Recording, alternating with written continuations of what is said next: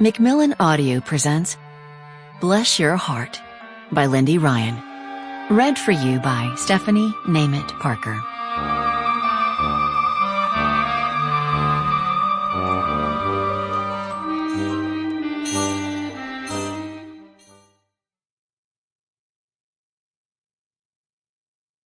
Prologue.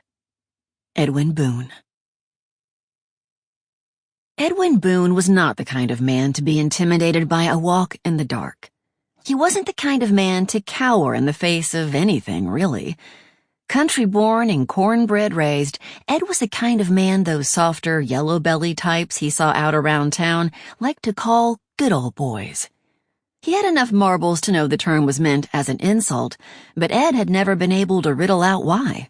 It wasn't like there was anything wrong with attending church every Sunday, paying your bills in hard-earned cash, and thanking the good Lord every night to be an American.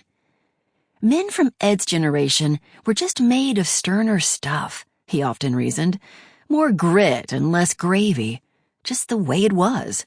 He had, after all, served 2 tours in Korea, fighting a war against communism on the other side of the globe, and making it back home when over 30,000 of his brothers in arms had not. Nothing thickened the soul and hardened the gut like watching a man bleed out in your arms.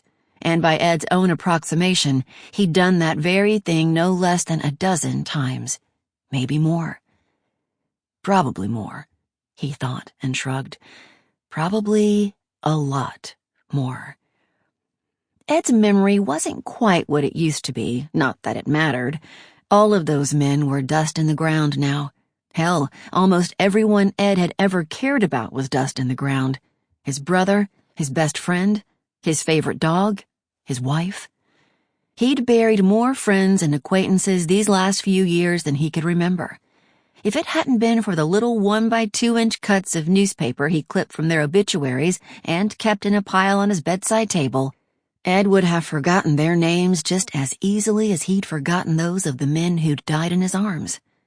All except his wife's, of course. Her name was imprinted on his soul. Her memory embedded in the gold wedding band Ed still wore on his left hand, in the faded tattoo inked on his left biceps. She'd been a good woman, his Darlene.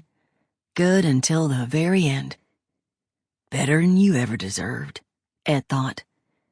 After the war, Ed had gone straight back to the small, rural southeast Texas town where he'd been born, married his high school sweetheart, and worked every shift his boss would give him at the fair store. When he'd saved up enough money, Ed had bought a scratch of land on the edge of town and built a home. He'd raised 3 kids, 7 dogs, and more feral tomcats than he could count on that land, and in all those years he'd never seen anything more frightening on his midnight rounds than the eye shine of a coyote caught in the beam of his flashlight.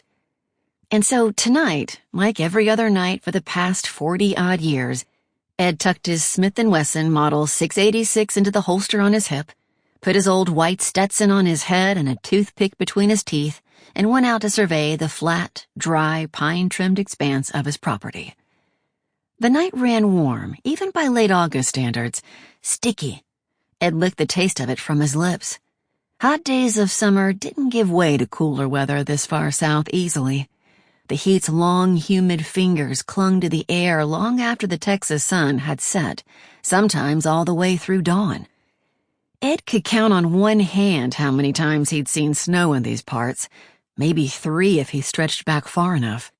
The last was 2 years ago, February '97. A good bit of ice had moved in, left a bunch of folks across the county without power and a whole lot of trees on the ground. Ever since, the heat had seemed to be making up for it, reclaiming its territory like a dog gone to rut. Tonight felt hotter than usual, though. The air turned heavy by fog that had rolled in with twilight. Even the cicadas were quiet. Between the heat and the stick and the haze, the night sucked at Ed's skin, pulling at him hungrily like it could peel the flesh from his bones. Could just hang it up and go on back home, he thought. Maybe catch a rerun of MASH. But a few minutes of discomfort was no match. Sample complete. Ready to continue?